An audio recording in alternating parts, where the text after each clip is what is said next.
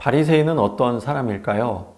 다른 사람들에 대해서는 행동으로 엄밀하게 판단을 하지만 자신에 대해서는 의도로 판단한다라는 말이 있습니다. 우리는 자신을 판단할 때보다 주변 사람들을 판단할 때에 더 모질게 가혹하게 판단하는 경우가 있죠. 자기 자신을 판단할 때보다 다른 사람을 판단할 때 더 모질어지기 쉬운 이유, 그 이유가 무엇일까요? 자기 자신을 모르는 무지함이 있기 때문입니다. 어떻게 보게 되면 자기 자신을 제대로 알지 못하기 때문에 그러한 무지함 때문에 상대에 대한 부분을 판단할 뿐 자신에 대한 잘못된 부분은 이해를 하거나 납득을 하지 못하는 경우가 있다는 거죠. 말씀에 비추어서 오늘 내 삶을 바라볼 수 있는 그러한 사람이 되어야 될 것입니다. 요즘 가장 무서운 사람이 어떤 사람이냐라고 이야기할 때 책 한 권 읽고 그 책이 단 줄 아는 사람이다. 이렇게 이야기하는 분들이 있는데요. 그렇죠. 여러 가지 상황을 놓고 판단하지 못하고 자신이 아는 지식만이 모든 것이라고 생각하고 착각하는 사람, 어리석은 사람이고 고집불통인 사람이며 어쩌면 교만한 사람이라고 볼 수도 있을 것입니다. 자비를 구하는 겸손한 탄원은 하나님의 은혜를 받았다는 표시로 우리가 오늘 성경 말씀을 통해 세리의 비유를 통해 알 수가 있습니다. 오늘 본문 말씀 누가복음 18장 13절로 14절까지의 말씀 한번 보십시오. 세리는 멀리 서서 감히 눈을 들어 하늘을 쳐다보지도 못하고 다만 가슴을 치며 이르되 하나님이여 불쌍히 여기소서 나는 죄인이로소이다 하였느니라. 내가 너희에게 이르노니 이에 저 바리새인이 아니고 이 사람이 의롭다 하심을 받고 그의 집으로 내려갔느니라. 무릇 자기를 높이는 자는 낮아지고 자기를 낮추는 자는 높아지리라 하시니라. 아멘. 오늘 이 바리새인과 이 세리의 차이점을 한번 좀 보도록 하겠습니다. 이 바리새인, 그의 관심의 대상이 이 성전에 서 있다는 것이죠. 그 다음 이 바리새인, 주변 모든 사람들을 둘러보면서 자신을 비교하고 있습니다. 세 번째, 하나님 앞에서 이 자신에 관한 기도를 드리고 있습니다. 네 번째, 자신을 주변 모든 사람보다 높게 여기고 있습니다. 다섯 번째, 자신에 관해 기도하면서 나라는 말을 거듭 사용하는 것을 보게 됩니다. 세리는 그렇다면 어떨까요? 세리는 첫 번째, 조롱의 대상으로 멀찌감치 서 있습니다. 조금 전 말씀드린 대로 이 바리새인은 관심의 대상으로 성전 안에 서 있다면 그렇다면 조롱의 대상으로 바리새인의 멀찌감치 서서 그는 있다는 거죠. 두 번째, 감히 하늘을 향하여서 눈을 들지도 못하고 있습니다. 세 번째로 하나님이 긍휼히 여겨 주시리라는 간절한 기도를 드리고 있습니다. 네 번째, 하나님 앞에서 자신을 죄인으로 여기며 낮추고 있습니다. 그리고 다섯 번째, 자신을 나무라며 겸손하게 가슴을 여러 번 치고 있습니다. 자, 오늘 바리새인과 세리의 기도에 대한 부분에 있어서 성전 안에서 이 두 사람은 몇 가지 이 태도에 대한 차이점을 보여주고 있는데, 바리새인은 서서 따로 기도를 하죠. 여기서 따로라는 것은 나는 다른 사람들보다 죄를 덜 지었으니까 같이 섞이기 싫어라는 자아도취적인 신앙입니다. 그런데 세리는 멀리 서서 고개를 들지도 못하고 기도를 하죠. 그는 내가 하나님 앞에 설 수 없는 자격을 가진 사람임에도 불구하고 하나님께서 오늘 나를 이곳까지 불러주심에 대한 감사, 그리고 겸손함과 하나님을 향한 경외의 마음으로 성전에 멀리 끝자락에 서서 기도를 합니다. 뿐만 아니라 이 바리새인은 자신을 의롭다고 높이며 그는 다른 사람들을 상대로 비교하여 이 정도면 됐지라고 생각을 하고 있죠. 하지만 세리는 다른 사람들을 바라보지도 못하고 하나님께 기도할 때에도 감히 얼굴을 들지 못하고 기도하는 모습을 보여주고 있습니다. 세리가 자기 가슴을 친다는 것은 그가 얼마나 깊이 후회하고 있는가를 보여주고 있는 대목입니다. 자신이 얼마나 큰 죄인인가에 대한 부분만 그는 걱정하고 있었던 것입니다. 자, 바리새인과 세리의 각기 다른 기도는 그들의 태도에 관하여서 무엇을 말해주고 있을까요? 바리새인은 사람들 앞에서 으스대고 기도 대상이 관중이라고 생각을 하고 있는 거죠. 교만과 자기 자랑의 태도를 앞세우고 있습니다. 세리는 하나님 앞에서 괴로워하고 깊이 후회하며 그 기도의 대상이 관중이 아니라 하나님이심을 강조하고 있다는 거죠. 그 대단한 바리새인이 경건한 모양으로 자기 의로움을 확신하며 성전으로 성큼성큼 걸어 들어가고 나오는 그러한 모습은 영적으로 무가치한 세리와 극적인 대조를 오늘 이루고 있는 것을 보게 됩니다. 그는 자신이 위대하다고 외쳤습니다. 그러나 자기 공로에 의지한 바리새인은 하나님께 의롭다함을 인정받지 못했습니다. 오히려 하나님의 진노 아래 머문다는 것을 성경은 말씀하고 있죠. 반면에 세리는 자기 직위를 악용하여 동족의 세금을 착복하여 뒤로 빼돌린 매국노였습니다. 하지만 오늘 그는 겸손하게 하나님 앞에 긍휼을 구하며 회개하는 모습을 통하여서 하나님께 의롭다 하는 인정을 받고 떠나게 됩니다. 그렇게 세리의 죄가 사라지게 되는 거죠. 순식간에 하나님의 진노가 돌이켜졌습니다. 새 삶을 얻게 되는 것입니다. 예수님께서 이런 극단적인 비유를 당시 바리새인들과 또한 세리와 그리고 주변의 많은 사람들에게 선포하신 이유가 있습니다. 그것은 하나님의 의로 말미암아 너희가 구원을 얻을 뿐이라는 부분을 강조하시며 진정한 회개는 겸손 곧 자신을 말씀 안에서 되돌아보고 하나님 앞에 기도하는 그 기도 안에 있음을 알려주시기 위함입니다. 하나님의 심판을 면하게 해달라는 기도, 속죄의 기도로 하나님의 화목제물을 통해 하나님의 자비가 베풀어지기를 기도한 것이죠. 하나님이 그를 위해 자비를 베풀어 주시기를 바란다는 것이야말로 유일한 세리의 소망이었습니다. 이것이 바로 우리의 기도가 되어야지 됩니다. 당시의 청중 이 이야기의 결말을 듣고 분명히 충격을 받았을 것입니다. 종교인인 바리새인이 구원을 받지 못하고 오히려 혐오스럽게 여기고 경멸스러운 세리가 의로운 여김을 받게 된다는 것. 바리새인은 가장 나쁜 예를 보여주곤 합니다. 그러나 당시 청중은 적어도 처음에는 바리새인을 나쁜 사람으로 여기지 않았을 것입니다. 바리새인을 경건하게 믿음을 실천하는 품위가 있는 바른 신앙인으로 생각하고 모범적인 신앙으로 또 모범적인 시민으로 여겼을 것입니다. 바리새인은 기도하러 성전에 갔습니다. 이것은 좋은 일이죠. 그는 주님을 소망해 왔을 것이고 또 기도하는 사람들처럼 보였을 것입니다. 그런데 중요한 것은 무엇이냐?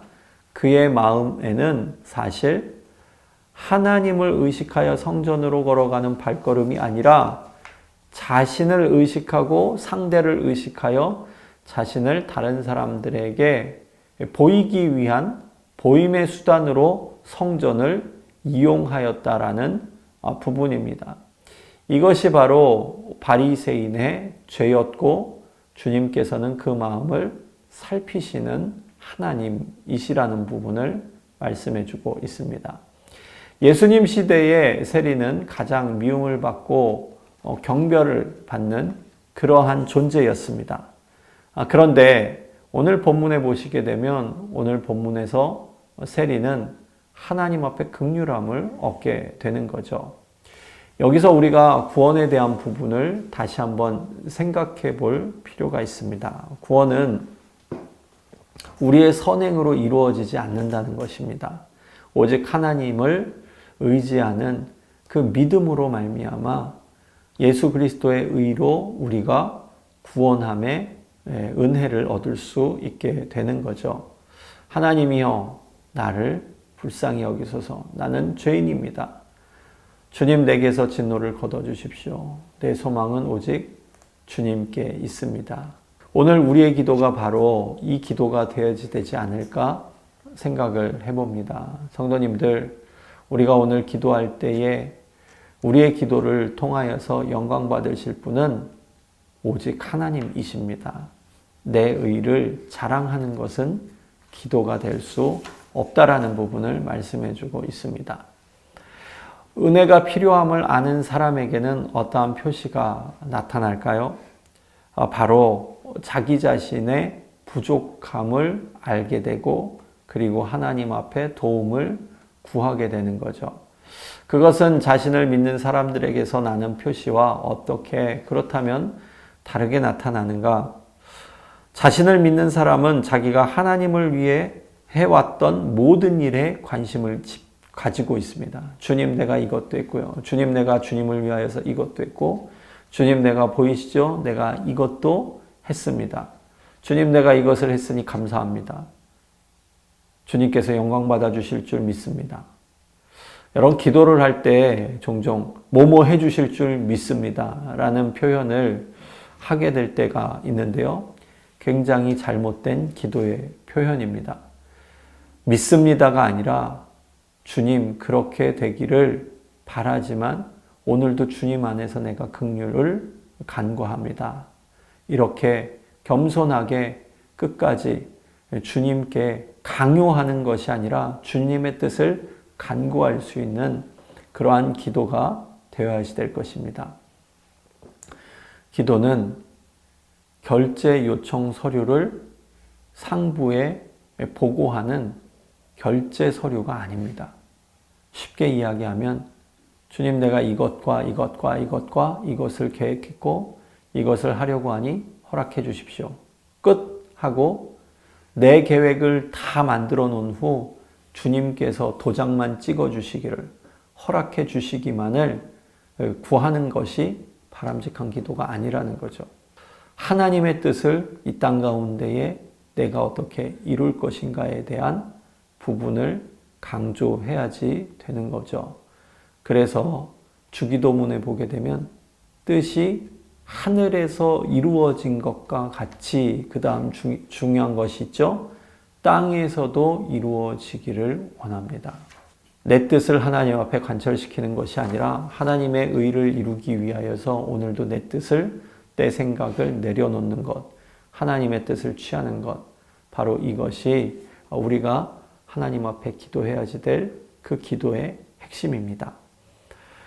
오늘 결론 부분을 보시게 되면 바리새인과 세리의 비유는 교만과 겸손, 행위로 말미암는 의와 믿음으로 말미암는 의를 생생하고 선명하게 대조시켜 줍니다. 데럴보크는 이렇게 이야기를 하였습니다. 교만은 장점을 부각시키고 겸손은 긍휼에 호소합니다. 교만은 동등한 입장에서 협상하려고 하지만 겸손은 도움이 필요한 상태에서 다가갑니다.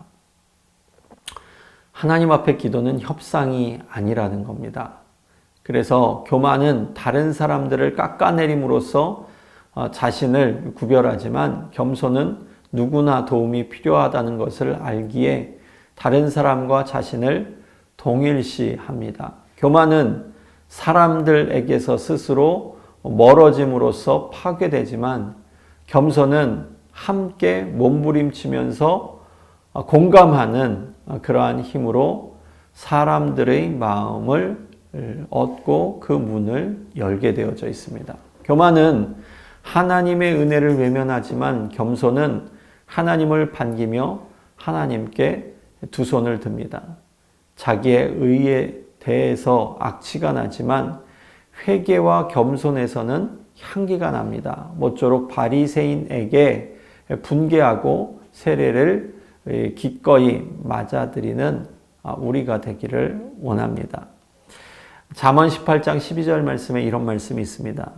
사람의 마음의 교만은 멸망의 선봉이요 겸손은 존귀의 앞잡이니라. 또 잠언 29장 23절 말씀에도 보게 되면 사람이 교만하면 낮아지게 되겠고 마음이 겸손하면 영예를 얻는다라는 말씀이 있습니다. 야고보서 4장 6절에도 이런 말씀이 있습니다. 그러나 더욱 큰 은혜를 주시나니 그러므로 일렀으되 하나님이 교만한 자를 물리치시고 겸손한 자에게 은혜를 주신다 하였느니라. 마지막으로 갈라디아서 2장 16절 말씀에 이런 말씀이 있습니다. 사람이 의롭게 되는 것은 율법의 행위로 말미암음이 아니요 오직 예수 그리스도를 믿음으로 말미암는 줄 알므로 우리도 그리스도 예수를 믿나니 이는 우리가 율법의 행위로서가 아니고 그리스도를 믿음으로써 의롭다함을 얻으려 함이라. 율법의 행위로서는 의롭다함을 얻을 수 있는 육체가 없느니라. 오늘 세리의 눈물은 죄인에게서 하나님의 진노를 거두어 달라는 간청이었습니다. 예수님이 우리를 대신해서 죽으심으로써 우리가 받아야 될 하나님의 진노를 거두어 가셨습니다. 그리스도께서 우리를 대신해 하나님의 진노를 거두어 가셨으므로 우리도 세리처럼 하나님께 진노를 거두시고 긍휼을 베풀어 달라고 간구할 수 있으며 또한 믿을 수 있습니다. 이것이 바로 칭의입니다. 자, 하나님은 우리에게 다른 사람들을 낮추어 보지 말고 구원하시는 하나님을 바라보라고 말씀하십니다. 그래야 자기를 의롭게 여기는 자들이 이 겸손과 은혜를 배우게 될 것이다. 이렇게 말씀을 해주고 있는 것이죠. 그렇다면 어떻게 하면 그리스도인들이 하나님 앞에서 자기의 의를 드러내는 대신 오직 예수님만을 신뢰하도록 서로 도울 수 있겠습니까? 자기의 헌신을 자랑하지도 않고 남의 헌신을 강조하지도 않습니다. 다른 사람의 헌신을 추앙하지도 않습니다.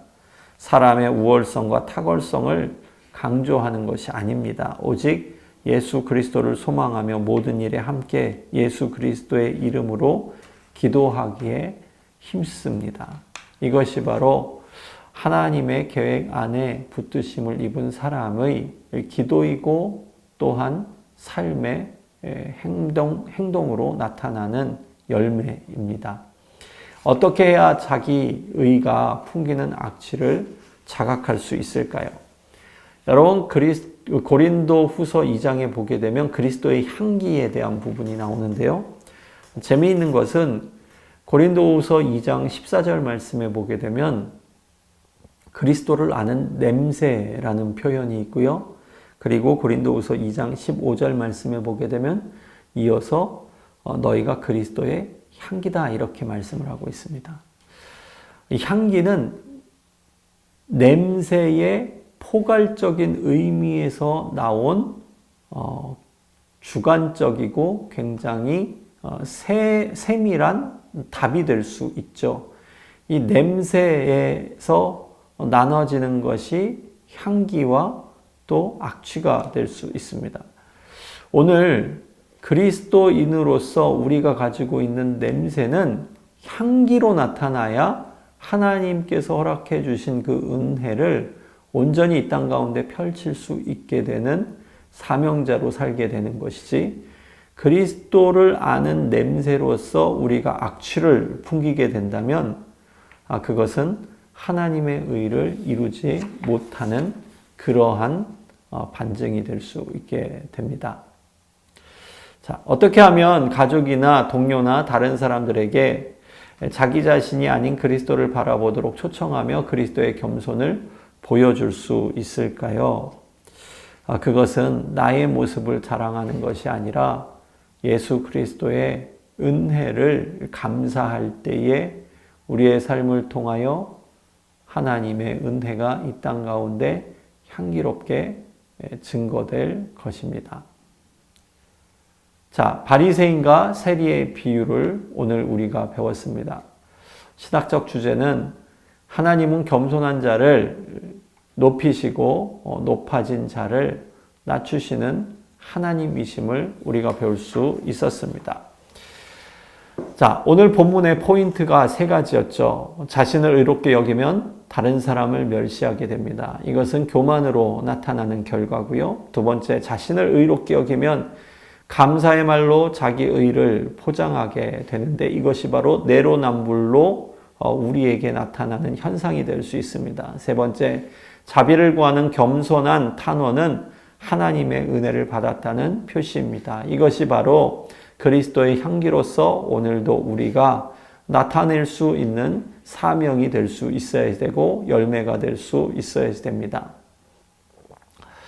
그리스도와의 연결, 세리의 눈물은 죄인에게서 하나님의 진노를 거두어 달라는 간청이었습니다. 예수님이 우리를 대신해서 죽으심으로 우리가 벌받아야 할 하나님의 진노를 대신 거두어 가셨습니다. 이것이 바로 칭의입니다. 그리스도께서 우리를 대신해서 하나님의 진노를 거두어 가셨으므로 우리도 세리처럼 하나님께 진노를 거두시고 긍휼을 베풀어 달라고 간구할 수 있고 또 우리가 믿을 수 있습니다. 마지막으로 선교적 적용은 바로 이것이죠. 하나님은 우리에게 다른 사람들을 낮춰 보지 말고 구원하시는 하나님을 바라보라 말씀하고 있습니다. 그래야 자기를 의롭게 여기는 자들이 겸손한 은혜를 배울 수 있게 될 것입니다. 사랑하는 성도 여러분, 오늘도 바리새인과 세리는 똑같이 성전 안에 서 있지만 한 사람은 하나님께서 기뻐하시는 기도를 드렸고 또 한 사람은 하나님께서 심판하실 기도를 드리고 있습니다. 우리가 오늘 하나님 앞에 겸손히 나가기 위하여 하나님의 말씀을 내 삶에 적용하며 그 말씀 가운데에 내가 살아가기를 겸손히 하나님 앞에 간구할 때 주께서 오늘도 우리의 삶을 통하여 영광받아 주실 것이고 우리는 하나님의 그 사랑에 힘입어 이 땅을 살아가며 하나님께서 허락하여 주신 성령의 열매를 이 땅 가운데 증거하게 될 것입니다. 그러한 성도님들이 되실 수 있기를 바랍니다. 감사합니다.